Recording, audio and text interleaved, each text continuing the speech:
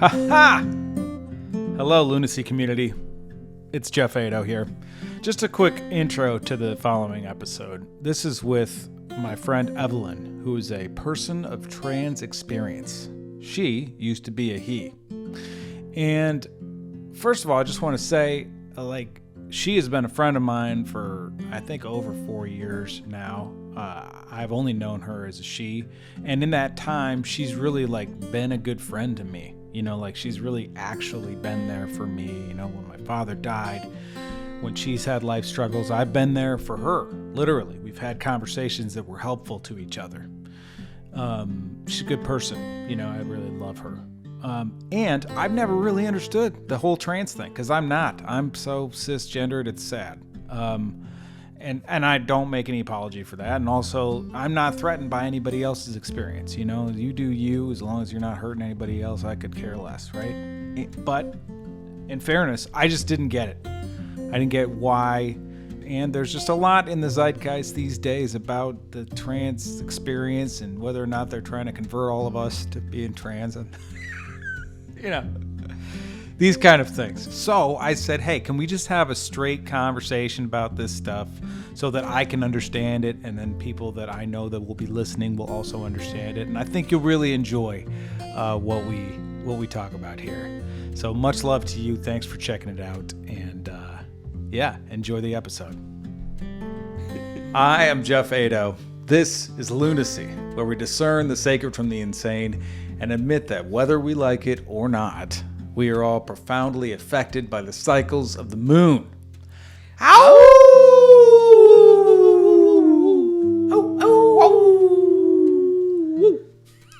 Nice. That was good. Yeah. That was a very good howl. Yeah, I used to be a howler when I was a kid. Really? Interesting. Yeah. Okay. Yeah. I did not know this about you. I grew up with huskies in, Alaskan Malamutes. Wow. In the next door. Okay. So you would howl with the Malamutes. And we would howl with the Malamutes. Interesting. Yeah. That explains everything, really. Yeah, totally. Mm-hmm.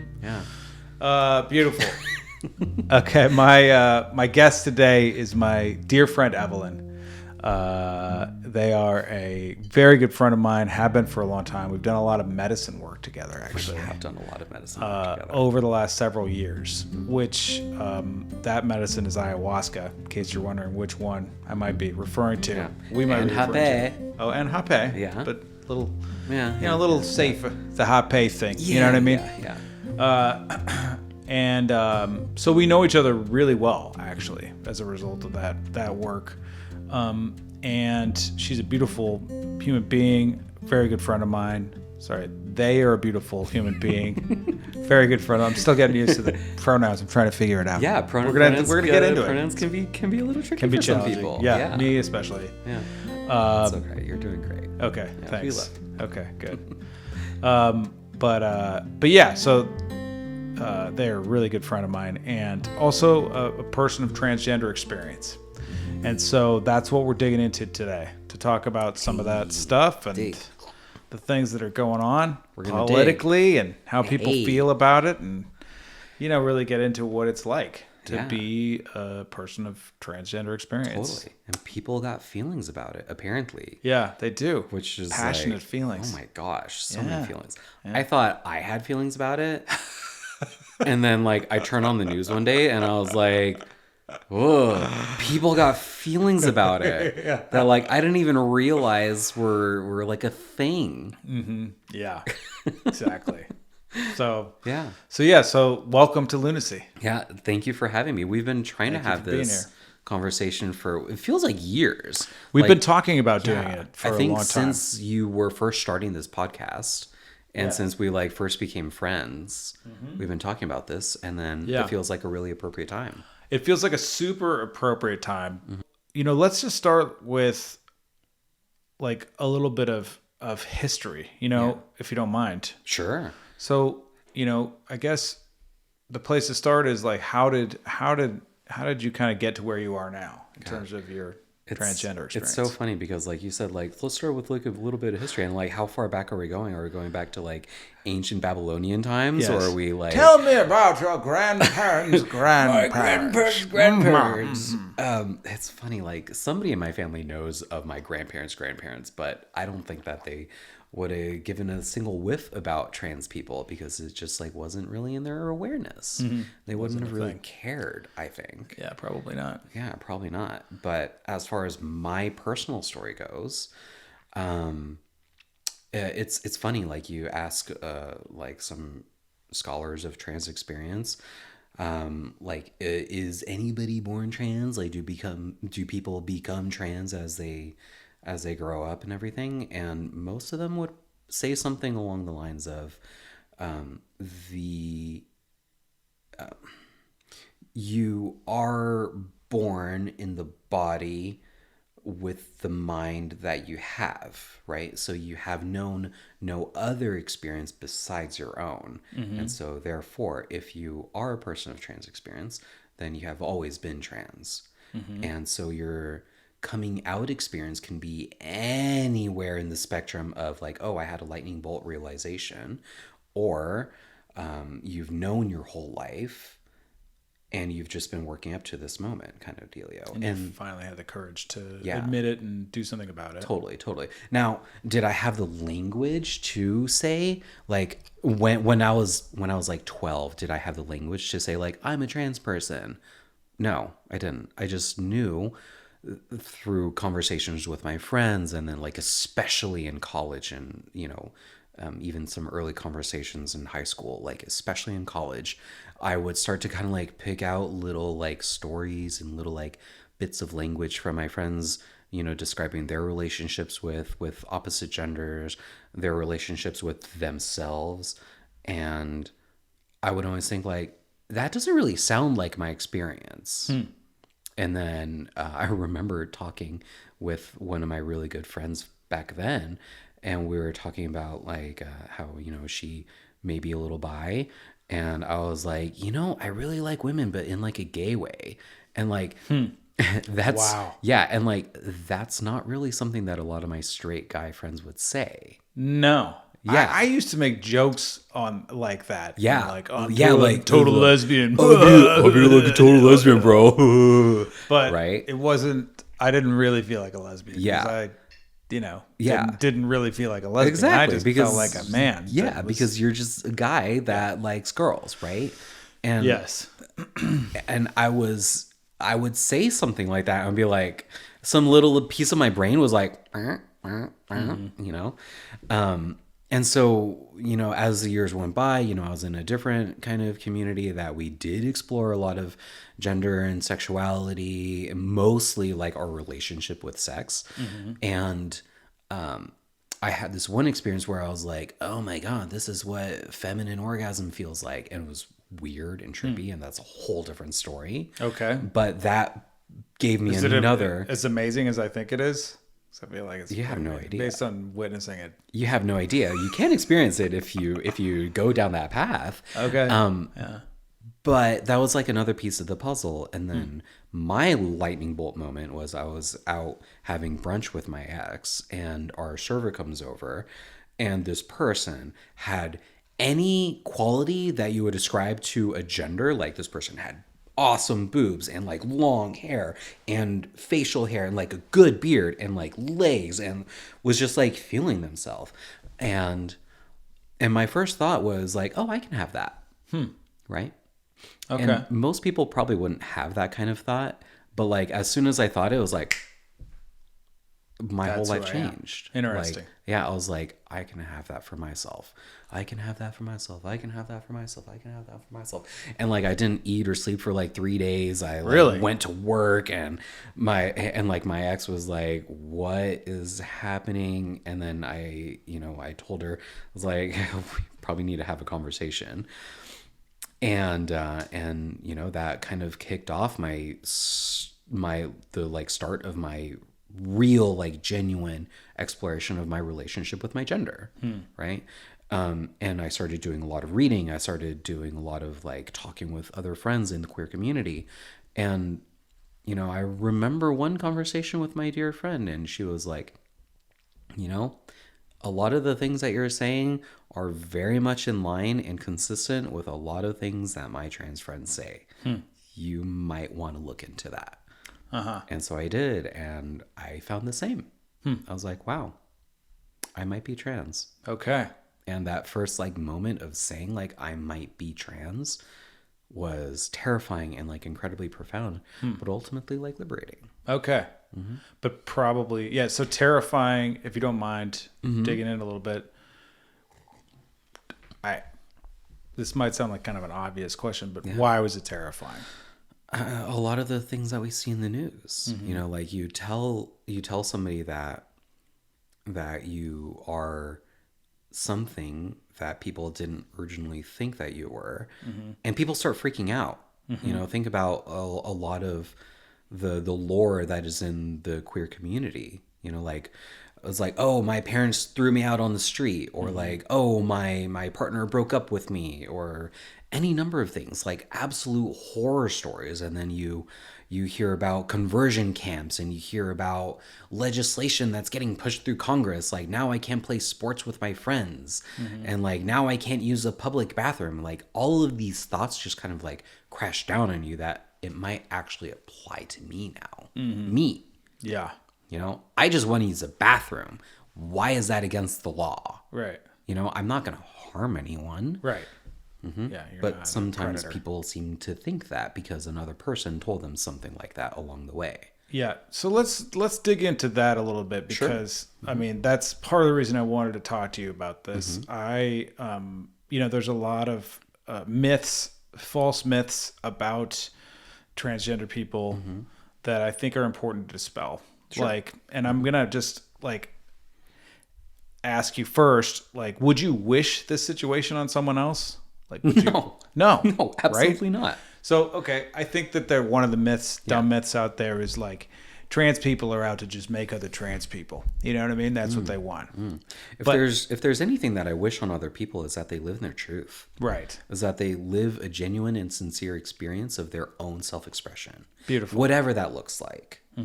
And I think that that's one of the scariest thing for a lot of cisgendered people that come from conservative backgrounds. Like, you know, like maybe there was a moment in their life where they wanted to maybe paint their nails, or like wear heels, or like wear pants, you know, like a lot of our grandmothers. And then, you know, they were told like, no, that's not for you.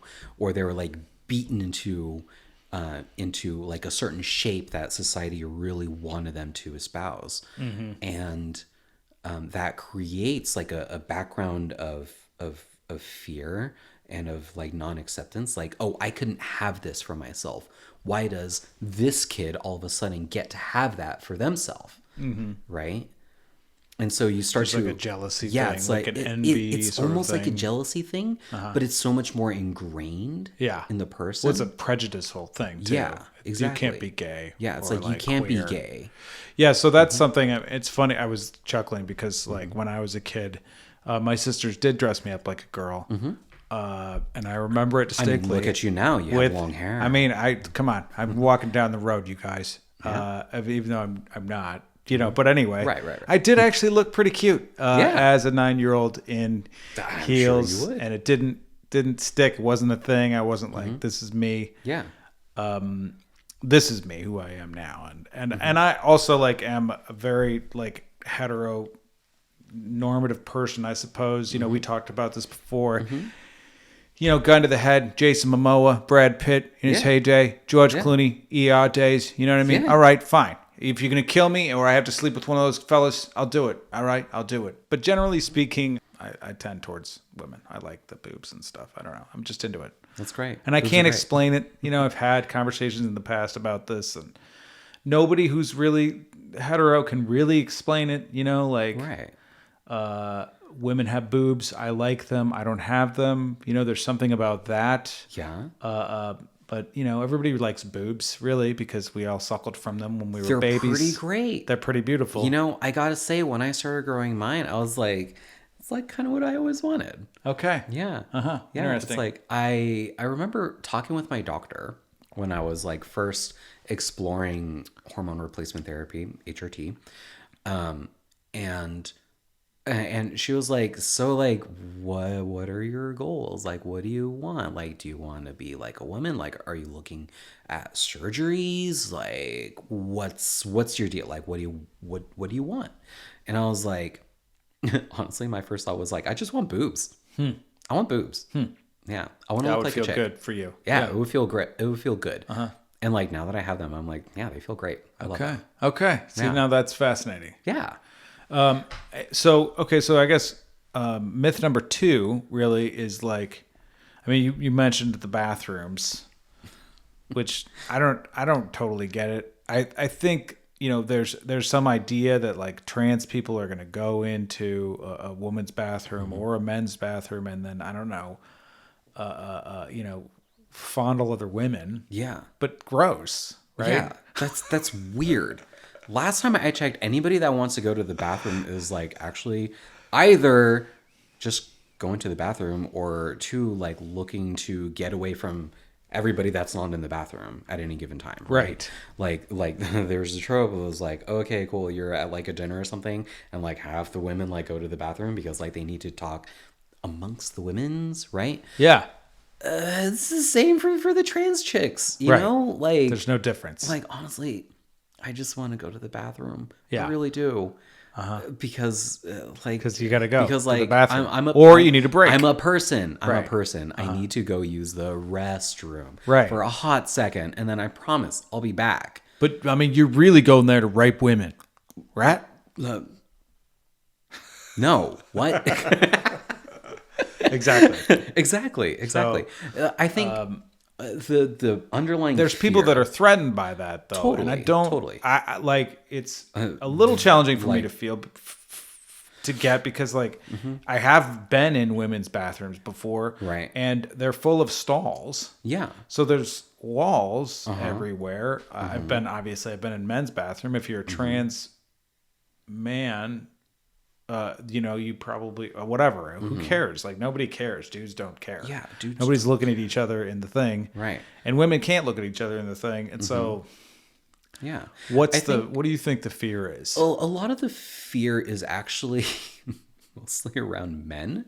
Okay. You know, like the fear, as far as I can tell, you know, everything that I've seen, everything that I've read, all the people that I've talked to, is they're actually just afraid of like men coming in and harming women, like just doing harm. Yeah. Right. Whether it's like sexual in nature or like prejudicial in nature or whatever. They're not afraid of trans women. They're afraid of men. Right. They're afraid of like men putting on lipstick, growing long hair, putting on a dress, and like pretending to be a woman to gain entry into a public space. Yeah. To, you know, like, oh, I'm a man in the bathroom. Yeah. Right? It's a lot of trouble to go anybody through. that would ever want to do something like that, that's a lot of effort to go through. Way too much trouble. It's like think about it for a second. Yeah. Right? Like to pass, like because like, you know, that's like a term in the trans community. So like pass and like nobody notices that you're trans, to pass enough that you would be able to just like walk into a bathroom and nobody notice, and then like all of a sudden like you know, Yeah. it's a lot of effort for just like any guy that's gone through male puberty to do. No. Right. Oh, no, like anybody that would do that would just walk into a bathroom and start harassing women. Right. Exactly.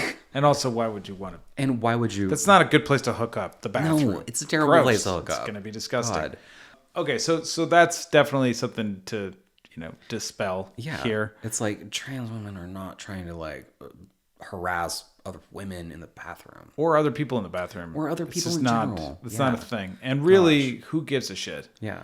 I mean, just being completely honest. And also, like, bathrooms have very, I think probably for the best, gone to, like, mostly unisex bathrooms. Not necessarily great for men because women take a lot longer. But, you know, like most of the smaller bathrooms that you go to, it's a unisex bathroom, and nobody cares. Who cares? Everybody's got to go. What's the big deal? You got to sit down, you got to stand up. Yeah. I don't give a shit. It's you know, like, get oh your my business God, done. Come on out. You've sat on the same toilet as a woman? Right. I mean, exactly. And by the way, you do that at home all the time. You do that at freaking home. So, all right. So one of the other things I really want to talk to you about is, you know, when I was a kid, so I've had very limited experience with homophobia. I did grow up in Omaha in the 80s. And so I did get called faggot quite a bit. Spoiler alert. I'm using that. I'm dropping faggot here a few times. Yeah. But I got called that a lot. It's a word that people got called a lot. Yeah, and still do especially get called then. a lot. Yeah. And there was a lot of homophobia, and it was like honestly really hurtful when I was like first, second, third grade. Yeah. Because you're getting called something that you're not. Because I was getting called something that I'm not, and it was also like, I mean, granted, I was bad at soccer. Okay. I scored a goal on my own team when I was like 6 years old. Yeah. Okay, true story. And everybody was like looking at me, and I was like, "Yeah!" I was all excited. That's the kind of sports kid I was. I wasn't really in my body until I was like 16. It's okay to be bad at soccer. Right, and it doesn't make you gay. No, it doesn't. It turns out it just makes you bad at soccer. It makes you bad at soccer. Exactly. But there was part of it that was like then, and I also like I was a cute kid, and so I feel like that. You know, that maybe played into it in terms of like maybe there was some attraction there that got you know, so then people are like part of the thing is automatically call someone a name if you feel something so that then you don't feel it. It's a weird way to handle it. Yeah. It's like, what is it? There's like every time I call you something, I got like 3 fingers pointing back at me. Oh yeah, right. You know? Yeah, that's good. I like that. Yeah. It's like I know you are, but what am I? Right. Right. Exactly. So there was that, and then you know, with this particular situation, like I later found out that the kind of the chief faggot caller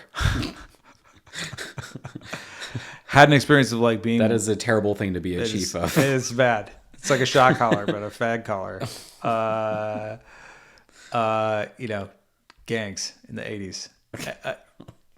So 80s with were children, a weird time. Bro. It was a weird time. 80s were a weird time. But this guy was like, he had a bad experience. He was like molested by an older boy, and so had some rough family stuff going on as well.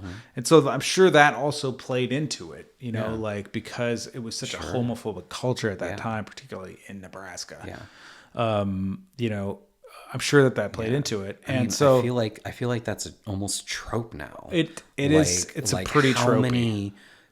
How many abusers of like young children were abused themselves, irrespective of gender. And it sucks. And by the way, like this person is like a friend of mine. Like he's apologized for being such a jerk when we were kids, you know, like, and he's like a very upstanding member of the community and whatever, like he's a good guy, you know? So like we all go through phases and things, but the point is like that so much of this is and what we see in culture right now, particularly politically, is like it's ruled by fear. Yeah. You know, people are afraid of you. Yeah.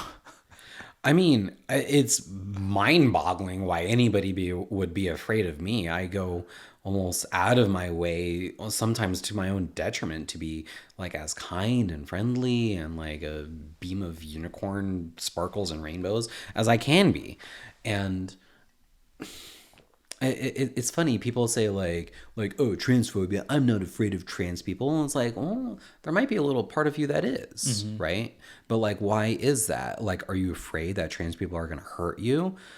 No, you're not actually afraid that trans people are going to hurt you. You're afraid of what trans people represent for you.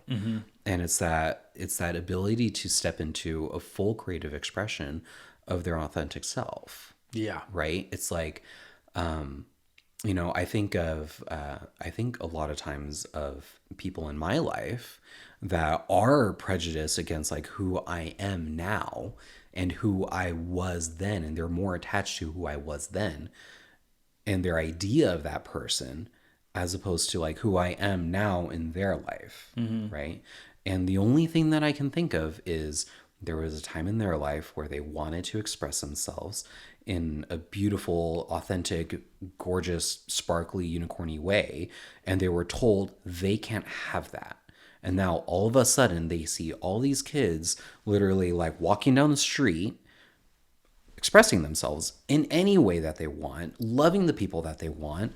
And it was a part of themselves that they were not able to embrace, that they were not able to live in, you know? And so there's a little bit of the jealousy of like, oh, if they can, but I can't, or I could not, then they deserve my ire. They deserve my resentment and my aggression and all of that stuff. But ultimately, like what all of this expression is permission. You know, it's permission for like, yeah, I can do it. You can do it too. I believe in you. I want this for you. I want you to be able to express yourself however you want. I always come back to this story. It's funny. This is like the 5th time that I've told this story in the last week. But when I was just coming out, and I was a flight attendant at a kind of like a smaller regional airline on the East Coast, and I was flying down to South Florida, as one does, and I was truly tragic. I was like really young in my transition.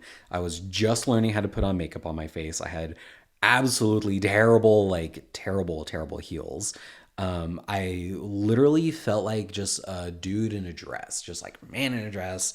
Could still see my facial hair because I hadn't started my laser hair removal or anything. And like the door opens and the woman that's standing on the other side is just like staring at me like a gas, like, and my first thought was like, fuck, here I am in Florida, obviously not passing trans person. And I'm about to get it. And like, this person's going to like go home and like talk to all their friends and like say all the things about like this trainee opened the door. And I was like, and all the passengers, they leave and she comes back down with the paperwork for the next flight. And, she says, thank you. I was like, for what? For what? Because like, I'm just like bracing myself at this point. And she tells me, I really needed to see you today. Like my child just told me that she's trans. Wow. Yeah. And I really needed to see a trans person working a normal ass job. Wow. Just like a thing that people do. Yeah. Yeah. And like from that day, I kind of like went back to myself and like I meditated on it. And I hadn't even really started my journey with like medicine or like really like gone into my personal development work yet at that point. But I told myself, I'm gonna not try that hard to pass. I'm gonna let myself be however I am. I stopped voice training because it didn't feel authentic to me at that moment. And I just said like, if this can help one other person to see a publicly out trans person that's just like living a normal ass life, I'm gonna live a normal ass life. Nice. Yeah. That's awesome. Yeah. That's a good story. Yeah. And in a lot of ways, like me being trans is like the least interesting part of my life. Yeah. Yeah. And yet like, that's the thing that people kind of like latch onto. So cool. Right. Yeah. I think there's also like, there's also like, so there's a myth that trans people want to convert other people to being trans or encourage other people to be trans, which obviously that's not true for you. It's like, I would encourage trans people to, live in their authenticity. Right. Just as much People as to I be encourage you to who they be are. your like buff, macho, incredible Jeffy self. Thank you for saying I'm buff and macho. Yeah, I totally. appreciate it because the hair might fool people. I got you, bro. Thanks, dude. Thanks, bro. Thanks. Yeah, bro. Yeah, bro. Yeah, right, exactly. And then also there's I don't know if you've seen this, but there's this whole idea that like there's a mission to de-genderfy people or the world or like whatever, get rid of genders in general. You've probably seen some of this on social media, YouTube kind of things, conspiracy just like sort of get things. rid of gender as a concept. Right. Yeah. Yeah, I mean, like, gender is kind of a social construct anyway, so I understand it, I guess. To remove gender, what, you want to be a slug? Right. Right.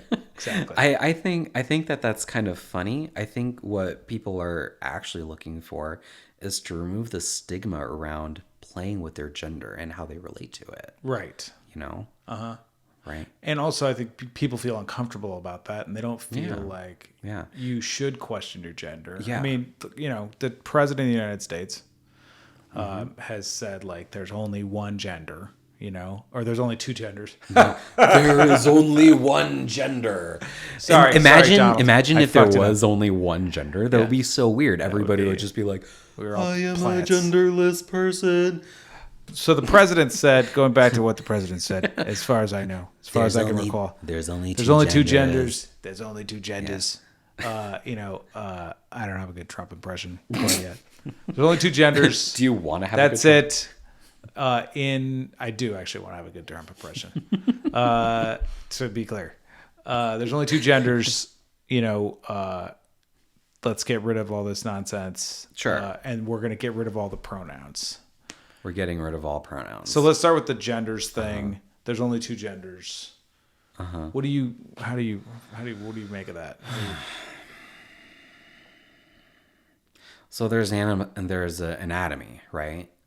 Like men are born with dicks and chicks are born with vaginas and ovaries and breasts, testes and massive masculine chests with totally like non-anatomically necessary nipples, right, for the men, right?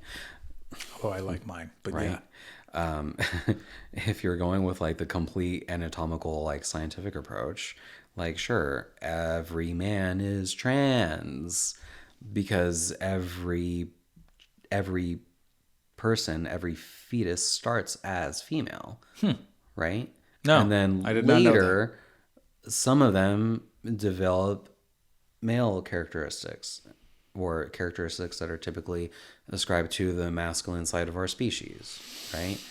And then like some of them stay feminine, right? And it's like a thing that develops. Yeah. Right? Okay. So, listen, nature is weird. You have frogs that swap gender.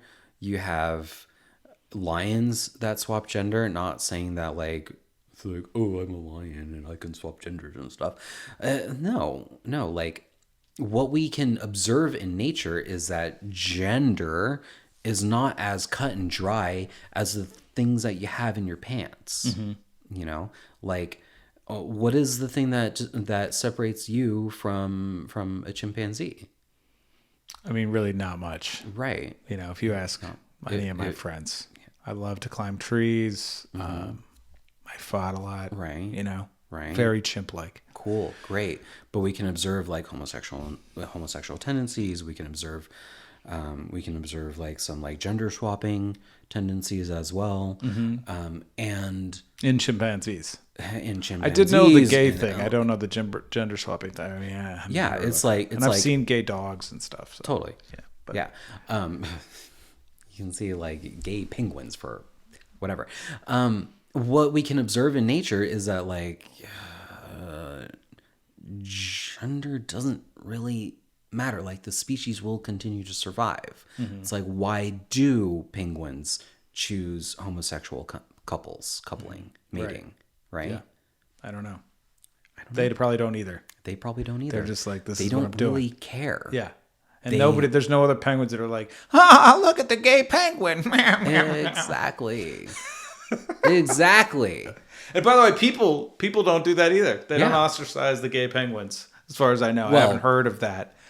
putting the gay penguins in their own little colony or whatever. That's not a thing. I don't know. I haven't actually seen the gay penguins with my own 2 eyes. Okay, I get it. And I can't really speak penguin to ask them their opinion on the gay penguins down the block. Right. But if you could. But if I could, I absolutely would, because that would be fascinating. That would be fascinating. Right? Yeah. Okay, and then pronouns. So Pronouns, I admit it's just harder for me to remember to call. Pronouns are such an incredibly useful part of our English vocabulary. That's true. Like the oldest pronoun that we have that has been part of the English language comes from they and them, right? It is the old, like, I forget what it is, but it comes, I believe, from like Old Norse. Okay. Right? And I'm asking you, right, as if you I don't know. Right? But I can look it up really quick if you want. Yeah, we can totally look it up. Do you want to look it up? But they, them, the gender neutral pronoun is the oldest pronoun that we have. And then we have I, and we have me, and we have you, and those are all technically pronouns as well. But people get their panties in a freaking wad about she and her, and they and them, and he and him. Mm-hmm. What does it matter? Right. And you should be entitled to your own, whatever you want to be called. Mm-hmm. So it's you're like, right. The oldest instance of a gender neutral pronoun in English likely is the singular they, attested since at least 1375. There you go. With William and the Werewolf, which I guess was a book back then about a werewolf and some dude named William. This William and the Werewolf. I don't know what he's doing out there, man. Yeah, right. He's a they. Werewolves. And I think it's good to declare who it is, how it is that you want to be called. That's an important. Totally. I personally I don't totally get the being required to declare your pronouns. I like me speaking as a trans person, I don't really get it either. Okay. Like having to declare it all the I'm so time. glad we agree. Okay. Good. I get misgendered almost every single day at work. Usually probably because of my voice. I know what my voice sounds like. I know what my face looks like. Great voice. Thanks. Yeah. I appreciate it. And like I get called he and sir literally every day that I go to work. Yeah. And if I say anything, I'll usually be like, not a sir, as I'm standing there with like nice hair and like a face full of makeup and 3-inch heels and wearing a dress. Yeah. But it always comes down to that, right? Like, how do you want to be perceived as a person? Mm-hmm. Right. Yeah. And do you have you had a lot of experience where you've been, have you had to deal with like a lot of like, I don't know, hate speech or like just people being rude assholes to you for being trans? No, actually. That's great. No, I'm really so lucky. I totally recognize that I've been incredibly lucky. Huh. I think probably because of the station that I have at work. Like I'm a flight attendant. That's what I do. If somebody gives me grief, like if somebody literally calls me like a faggot on the plane, you're not going to be flying on my plane. But generally speaking, like out in public. Generally speaking, out in public, it's usually I get the like kind of like puzzled looks. Like, is this the guy? Is this the girl? Because like I dress like this on my day to day. Like I dress kind of like androgynous. Yeah. I don't usually wear this much makeup. Wearing a jean jacket. Yeah, like I got a jean jacket, t-shirt, jeans. Maybe my jeans are a little bit tighter than a guy would wear theirs. But like I don't get a lot of second looks. And if I do, it's usually people just trying to like piece it together in themselves.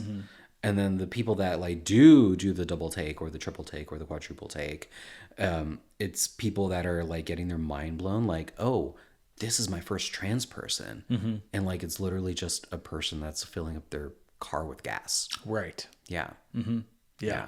I think there's this like aura of mystery and wonder over like these weird trans people that are out to get their kids and their wives.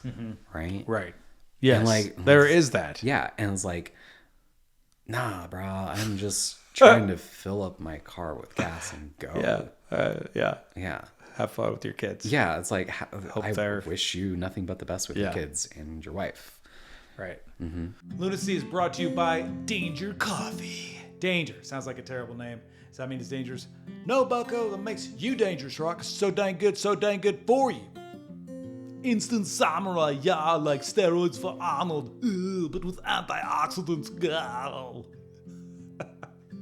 This coffee is hand-picked from select farms for the incredible quality of the beans, and it's remineralized. That means that it's been infused with over 50 trace minerals and electrolytes, making you even more energized and feeling even more like Super You. It helps you detox. It boosts cells' performance. It gives all those internal things happening that we are blatantly unaware of a huge boost. Finally, and this is the reason I started buying it in the first place, okay? It's mold tested by a third party. Sorry to say, most coffee is not mold tested, and tons of it has mold that you cannot see, which is disgusting. It means your coffee becomes a toxin delivery system. Not what you want. This shit is clean as a whistle. All the good stuff, none of the bad. And you get 10% off when you type in Lunacy at checkout. Do it. You know you want to do it, so do it, all right? DangerCoffee.com, Lunacy at checkout. DangerCoffee.com, Lunacy at checkout, yeah. Lunacy is brought to you by Analemma Water. What is that? Well, it's structured water. I don't know if you've heard about this, but our regular water is not structured and it's lacking in some stuff. All right? Structured water means that it's like supercharged. Okay? And the Analemma wand actually trains the water around it to also be supercharged. Is that true? I don't know. I was extremely skeptical about this, and a friend brought it to me and was like, you got to try this. And I was like, that's horseshit. And then I tasted it and I was like, that tastes good. Why does that taste good? Why does it taste better? I don't know why it tastes better. And I tried it time and time again. And finally I was like, okay, I'm going to invest in the wand. It's not that expensive, under $200. I was like, I'll try it out. I'm telling you, it works. It's helped me. I feel like it's helped me. And that could just be my own placebo. I don't really care, okay? Because go placebo. But honestly, I really believe that it works. They've done a bunch of tests. It's really good for your gut biome, which I desperately need. It's very good for your mitochondrial output, your cells. It's very good for your brain. They say it's good for anti-aging. And I firmly believe that it is an improvement in our regular water. So go to Analemma Water, check it out, type in Lunacy at checkout for 10% off. Invest in yourself. This is it. Okay, good. Let's talk about... I wanted to talk to you about the whole changing of gender, going trans, actually getting there. And we in the pre-interview, we discussed this quite a bit because I just wanted to suss it out with you a little bit. Yeah. And maybe I personally don't think a child should be able to go transgender and change their gender. Yeah. And you feel the same way. Yeah, a lot of what's missing in the conversation, the grand conversation of the trans issue, is a lot of nuance.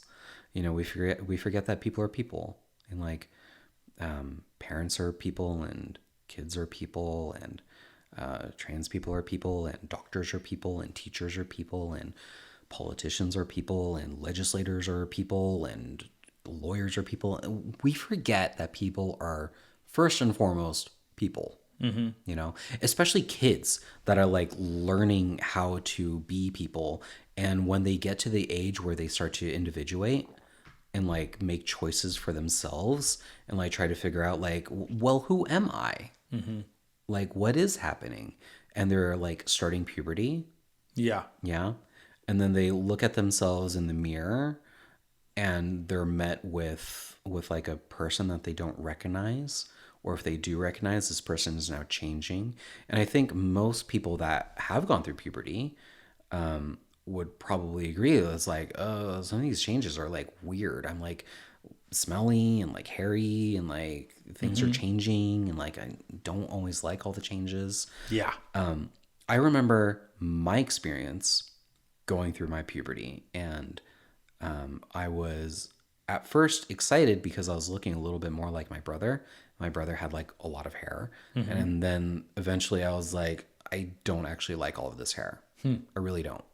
And then I started within the confines of what I was allowed to purchase for myself, like clothing wise, kind of like get like more athletic cuts and kind of like zhuzh it up a little bit more than I typically would. But, you know, looking back at that time in my life, I was kind of pushing for a more like feminine aesthetic, knowing that, you know, at a really young age, when I tried to like color in my nails with crayons, my dad would literally like beat my ass because like girls did that and I wasn't a girl. Right.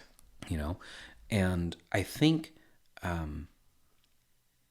we forget that the exploration of gender is a really normal and natural part of a kid's development, you know? And usually it just like washes away. Like trans people make up like maybe 1% of the population. Right. I think it tops out at like 1.4% of the population. It's still a pretty sizable number when you get to like large amounts of people, like 334 million people in the United States. It's going to be that like 334,000 people are of trans experience. Yeah. Right? That's still a pretty small number. It's a pretty small number. Yeah. Right. And then you start to look at like the kids that are going through high school that feel safe and secure enough to like say like maybe to their teacher who they may trust, but probably their friends who they're not afraid of getting made fun of by, and be like, might be a girl. Right. Maybe. Yeah. So we start to get into like the really like nuanced part of the conversation where like the most valuable resource for a young trans person is time.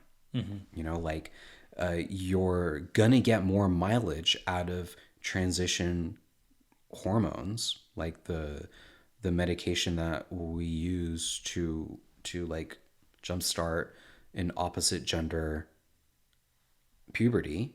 Like you will get more mileage out of that the younger that you start. You know, especially if you're under 25. So you can get, for trans women especially, like a little bit of hip growth, or to like tamp down the hip growth for the trans men, right?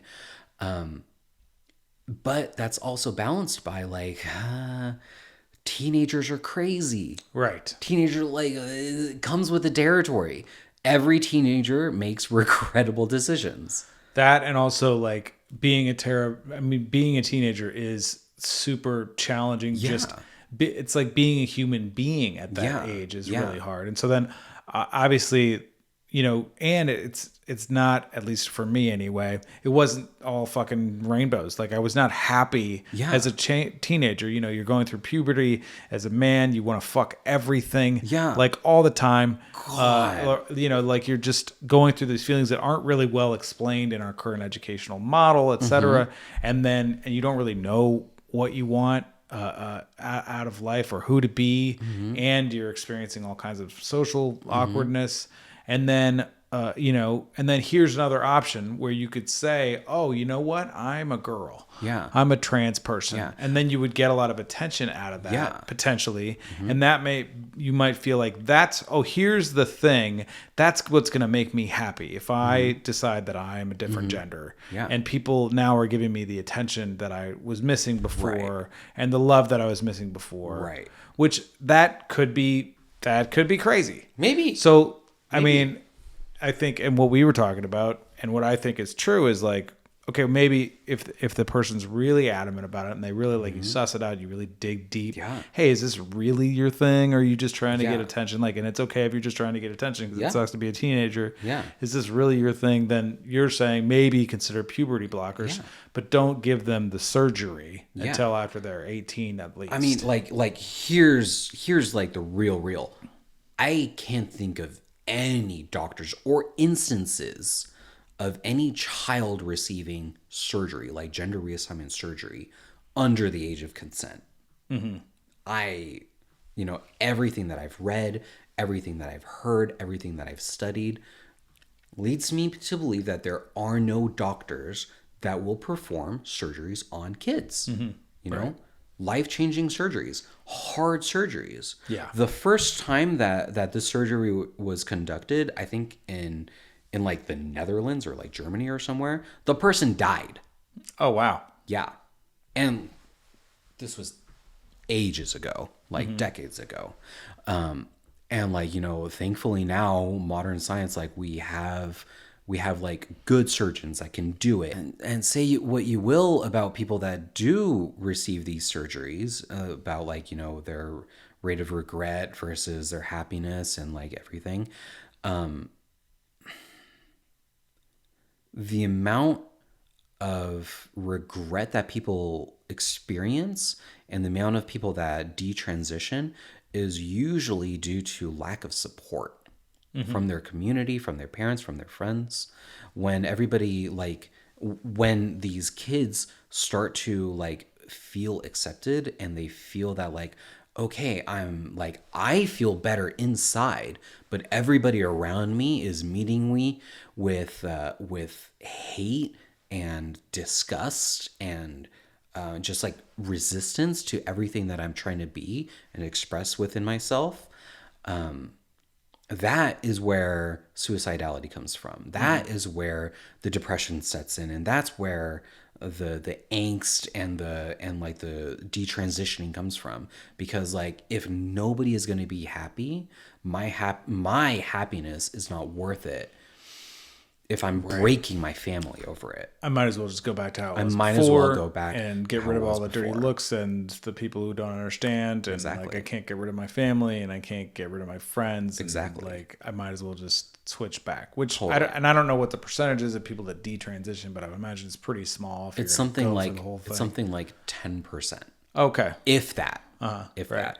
that. I don't know the exact number. It's a very, very small number. Keep in mind, a very, very small percentage of the community.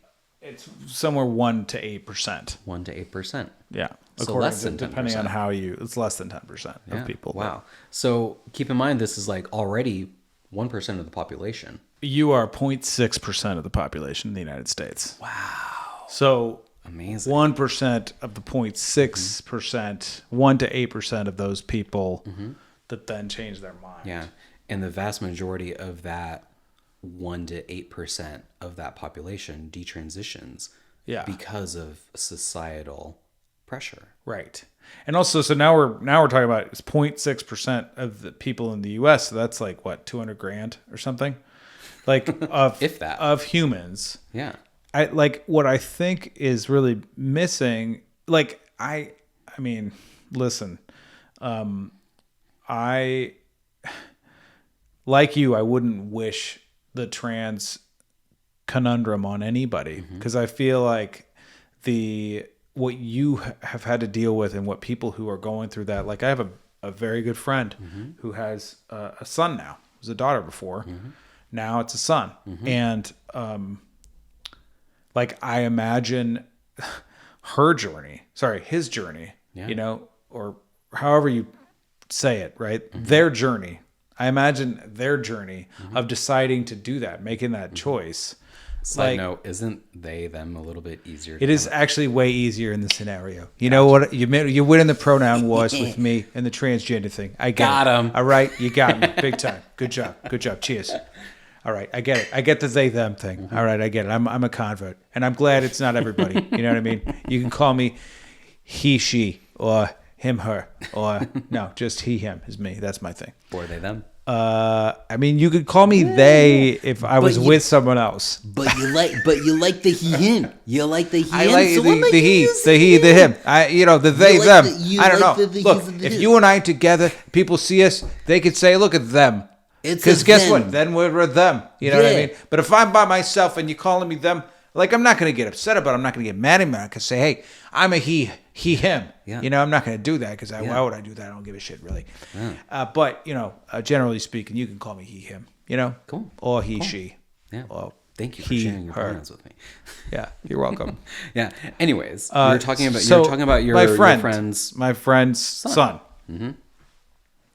Dude, I mean, I would wish that on anybody. Mm-hmm. And I think it's gotten a lot of news, and I think that there was some for sure some myths about that it's being encouraged in schools. There's definitely some myths about this idea that I don't know, the cabal is trying to take people's gender away, or there's some grand conspiracy to take people's gender away. The lizard people are coming to take our genders away. I don't know. Yeah, right. I don't know why they would do that. The lizard people. I don't know. Maybe they want some genders for themselves.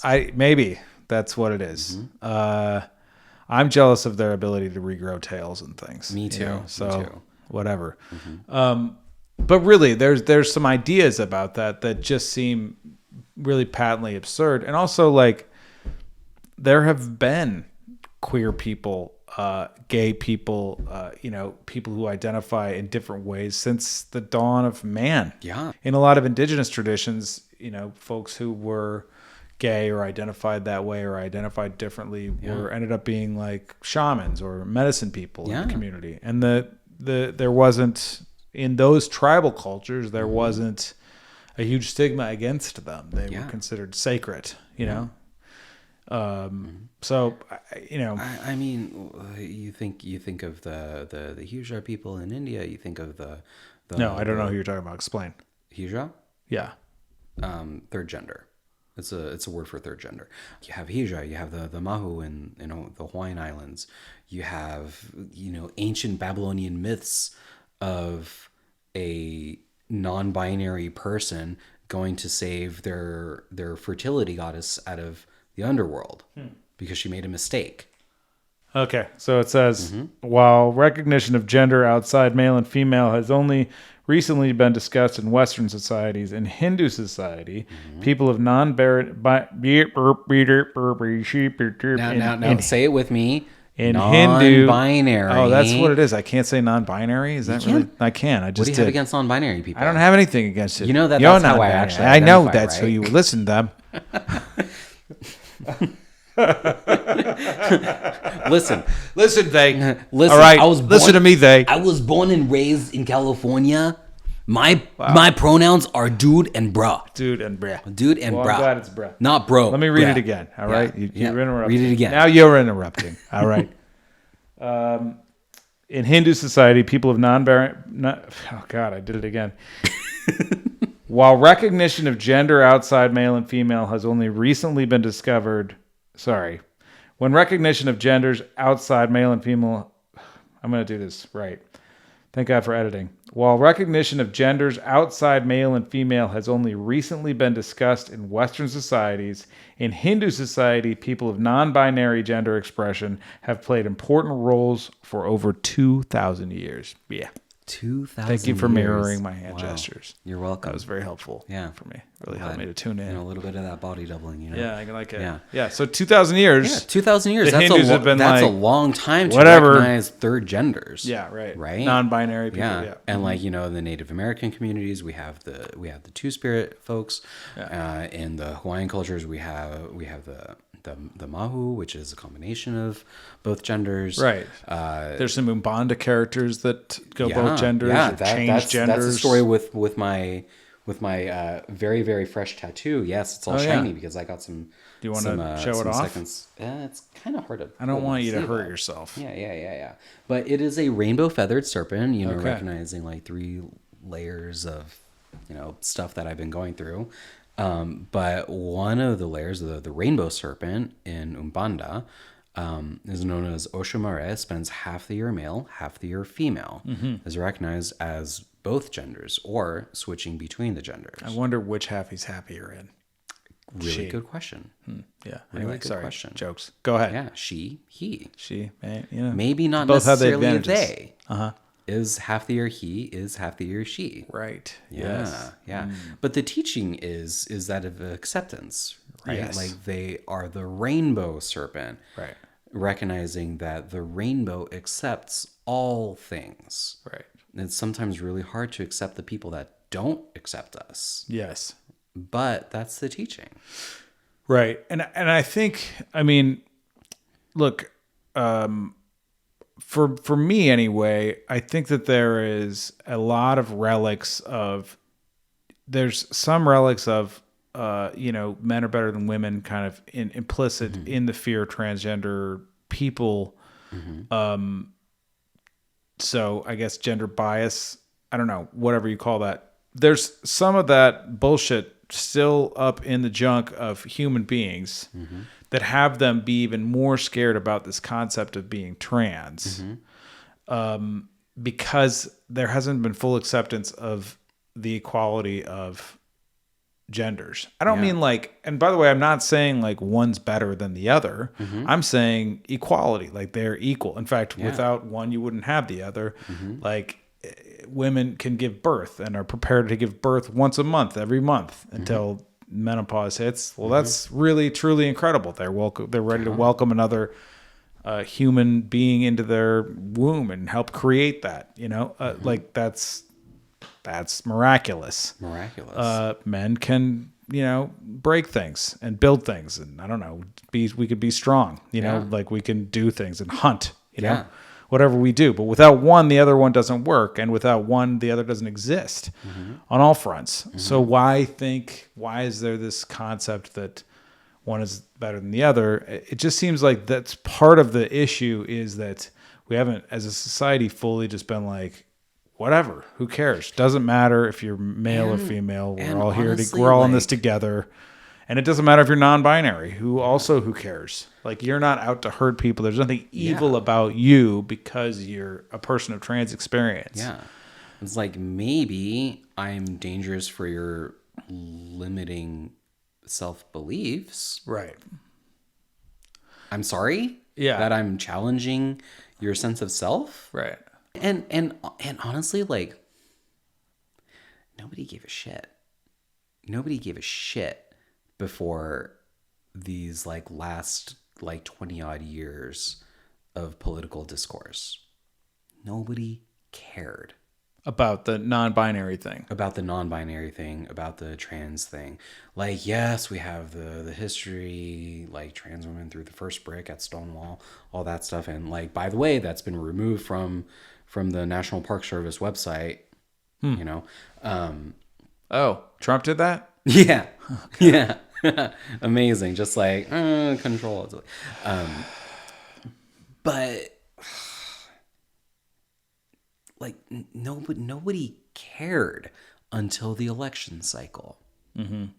And then like you got one side saying like, our children are in danger, our women are going to get raped in the bathroom. Right. Yeah. And it's like the other side is for they, them. Yeah. I remember those ads. I was in Florida when those ads were playing over the World Series. And I was like, I suddenly don't feel very safe in this like very public bar. Right. And honestly, if that ad hadn't played all along the Eastern Seaboard, I don't think that the election cycle would have been as clear. Yeah, I like to think that's not what people voted about, but I don't really know. I think a surprising number of people voted along those lines because they're looking for a tiebreaker. They're looking for like something that everybody could agree on, and that's like, no, children shouldn't be getting gender reassignment surgeries when they're 13. So, and this I think is really like one of the big myths is that trans people really want there to be more trans people in the world. And that's just not the case. Trans people want for people who are trans to be okay and safe and be able to live free. Yes. Right? Yeah. It's not going to change the percentages and numbers of people that really want to go through all this surgery and frankly, like all the pain that I'm sure that it was to shift into who you are now. Like, totally. I can't even imagine. And quite frankly, like, as a cisgender male, it's like, I think about it, like women, I would not want to be a woman physiologically, physically, just given how hard it is to like deal with the hormones and all the stuff that women have to deal with and whatever else, it's just like, wouldn't be something that I would ever want to do. It is something that I'm sure you feel compelled to do because it's really like that's what calls you to your true identity. But it's not like something that you're like, hey, everybody should switch, like that's not part of the deal. It's like, no, don't want your kid to be trans. Right. If they're not trans. Right. And if they are, you want them to like talk about it, think about it. Yeah, it's like I want them to like have a warm, loving family and a home. Yeah. And to feel safe and secure and to have everything that they need and want to just live their beautiful little rainbowy butterfly life. Be who they are. Yeah. Exactly. Just be who they are. And we've talked about this. Like you personally, you think like if you're really considering it and you want to take puberty blockers to delay your puberty, the change that you have, all that's puberty okay. blockers do is give you time. Right. It's like, that's it. It's reversible. Right. It's safe. You can has stop been it. Used for years. If you come to your teenage senses and you're like, oh, that wasn't the thing. If you look at the actual science. Yeah. And you shouldn't be allowed to have transgender surgery until you're at least 18, until you're 18, anyway. Even like talking to trans teenagers, like just the amount of like doctors that they need to talk to, psychologists that they need to talk to even get approved for hormones, right? It takes them years it's to a do whole this. thing. Yeah. It takes them years. Right. And in the meantime, like they're going through puberty and they're going through the changes I remember talking to this one teenager, and she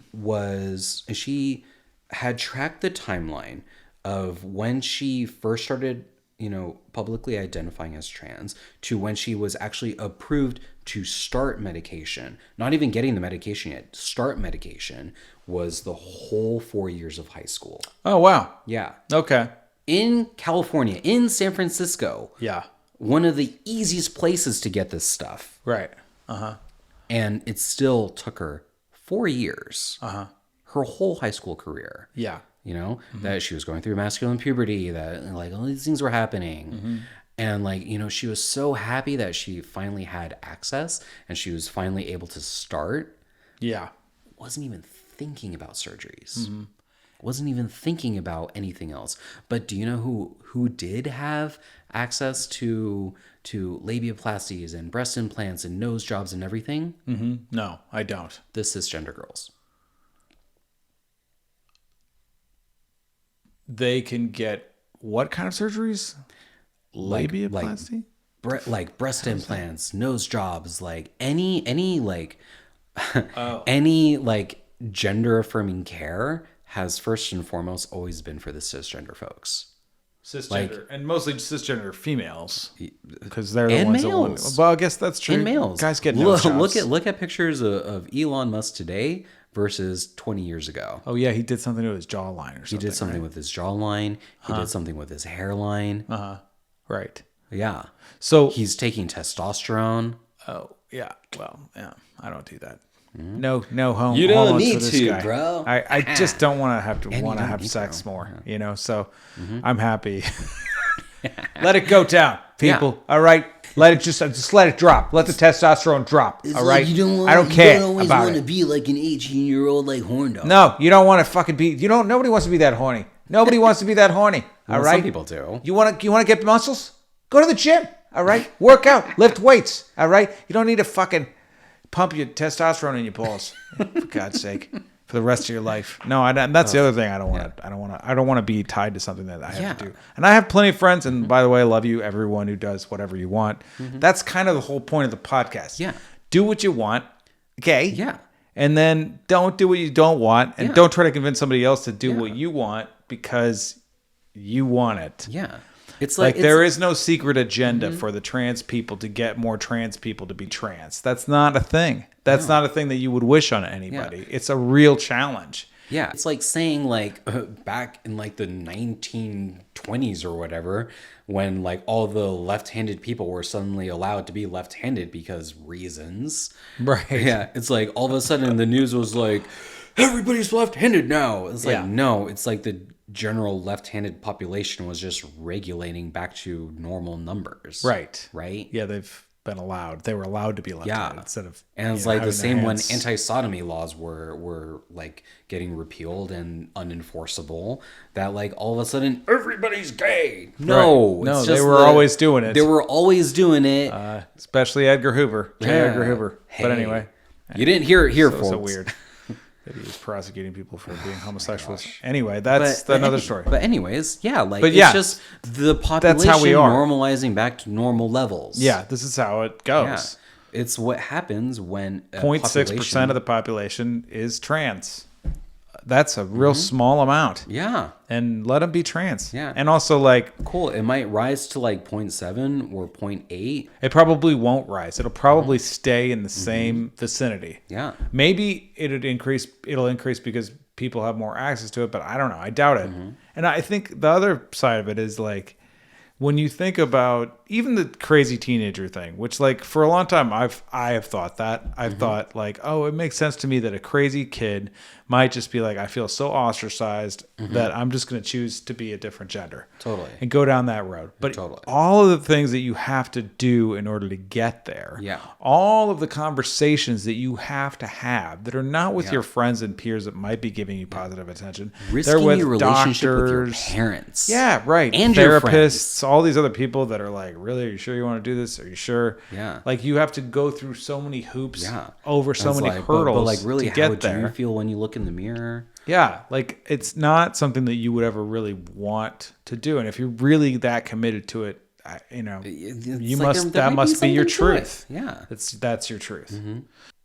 Because I know you, I've known you for years. You've been very supportive. We've been there for each other through thick and thin, and we're friends. And I know you, and I know what I know about you.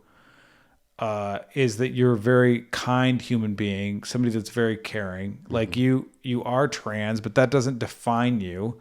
And there's no evil thing about it. You know, it's just about being able to express yourself fully for who you are. Yeah. However that might be. Yeah. And so I think like there's a big thing about like why do people feel threatened about it, which we've been over, but I think also like it's important not to demonize people for being afraid. People just are afraid. Yeah. So the thing to do is to just look at the fact that you're afraid. Why are you really afraid? What is there actually to be afraid of? Totally. The trans army is not going to attack your house. And if they did, I feel like I need to be really careful with my words at this point. It's like, is the trans army not gonna attack your house? As a general in the trans army, what do we have to look forward to? Yeah, I mean, there's no trans army that's coming for you, you know, and there's no trans army that wants you to. It would be such a bad army. I mean, let's be honest. It would not be a good. They don't even let us play sports. Yeah, and exactly. Pick up a bunch of guns and go. Hey, come on. Second Amendment. Here we go. Yeah. Right? Don't be afraid. Don't be afraid of the trans people. What else? Yeah, it's like what do we say about animals in the wild? It's like, oh, they're probably more afraid of you than you are of them. Right. Yeah. Same with the trans people. Yeah. Yeah. And I'm sure that's even more true for trans people. I'm kind of surprised they have to deal with a lot more prejudice. I don't have my little like cat ears on right now. I'm glad to like emphasize the point. That would be too much. Be really weird. I am going to go on the record and say the kids who identify as animals, bullshit. It's bullshit. Oh, furries? Yeah, no, it's bullshit. I love my furry friends. No, the children who identify as if they're a cat or a dog, you're not a fucking cat or a dog. All right, you're a human. You're talking about the schools that have the children litter boxes. They come upstairs. Yeah, exactly. This fucking, come on now. Look, I don't care if you cross gender. Don't cross species. Show me the cats that are talking back to you. Show me the litter box that the little boy is relieving himself in. I want to see it. I want to see it. What kind of litter are they using? Yeah. Are they using the world's best litter? That's what I want to know. That's what we use at our house for our actual cats who don't speak English, by the way. And they eat cat food.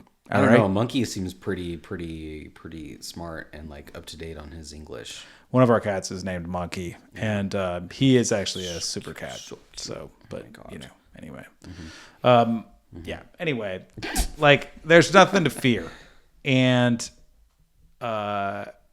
there's nothing to fear. It'd be nice if people just be more accepting. It is comforting to me to know that you haven't had to deal with like a lot of prejudicial, aside from people calling you sir. And I fully recognize that I'm eminently lucky in this regard. Right. Yeah, I've talked to so many people that get so much more shit. For being trans. So many ways. Yeah. Just for like trying to be themselves. Right. Exactly. Just trying to be themselves. Just like literally just like trying to go get a burrito or something. Right. Do the really normal thing. Like literally just trying to live our lives in peace and comfort in a good way. Right. Yeah. Is there anything else for you that you feel like will be really important for you to convey to people who? Yeah. What do you got? It's funny. Like people always kind of get tied up in this whole like, oh my God, yeah, my friend Evalyn, like she's trans. They're trans. I use she and they pronouns. And like honestly, like me being trans is probably one of the least interesting things about me. If anything, like being trans has been more of a like gateway to my own spiritual like life, and there's so much like wealth in that experience of like trying to find your own spirituality through your own self-expression. Such a beautiful thing for me, and like I just want other people to find that for themselves, whatever it is. If it is being trans, amazing, I want that for you.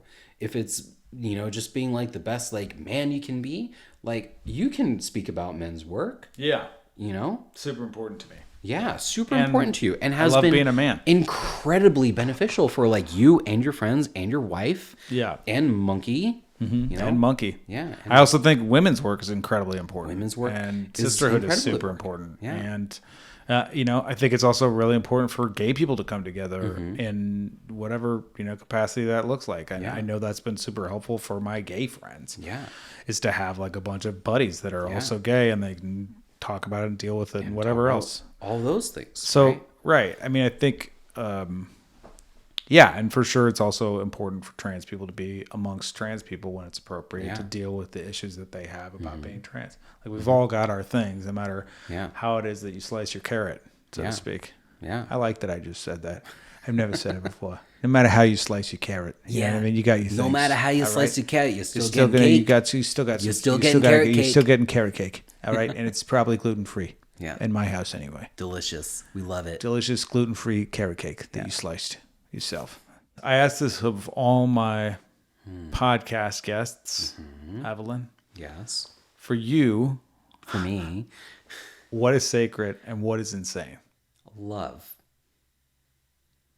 is sacred. And love is also insane.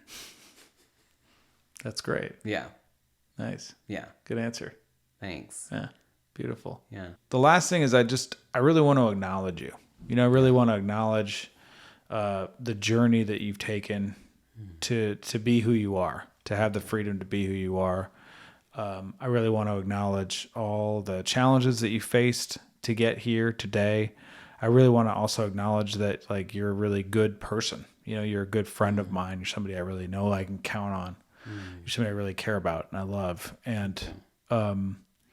And I just really want to acknowledge you for like being a voice of freedom in the world, a voice for people to just be who they really are, be their authentic self, as you put it earlier. So thank you for being who you are, exactly who you are. Yeah. Thank you for having an amazing podcast. Oh, good. With an audience. Yeah. Imagine that. People are actually going to watch this. People will listen. Yeah. Yeah. For sure. At least me. I'm definitely going to listen. At least you. Yeah. This whole conversation. Yeah. I will listen to the entire thing. At least once. Yeah. But truly, like, thank you. Thank you for having me on here. And thank you for just being like such a beautiful, amazing friend. Absolutely. Yeah. Yeah. It's an honor. Yeah. If you want to support this podcast, go to patreon.com/Lunacy Podcast and support our sponsors with code LUNACY at checkout. Much love, everybody. See you next time.